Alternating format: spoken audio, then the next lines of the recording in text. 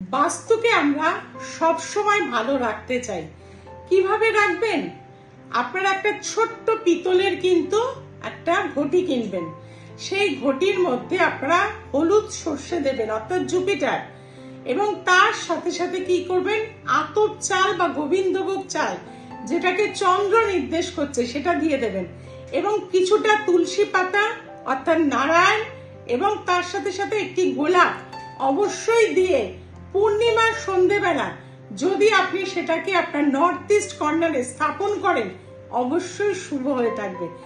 আর কি করবেন, একটা ছোট্ট দিয়া বানাবেন। কিভাবে না, কাঁচের একটা শিশি নেবেন, তার মধ্যে কিছুটা জল দেবেন, ওপরে কিছুটা ঘি দিয়ে নেবেন, একটা সলতে দেবেন লাল রঙের, এবং তার উপরে একটু কিন্তু সিরামিন পাউডার অর্থাৎ আমরা দারচিনি গুঁড়ো যেটাকে বলে থাকি, সেই দারচিনি গুঁড়ো এবং তার সাথে লবঙ্গ দিয়ে প্রতিদিন জ্বালান।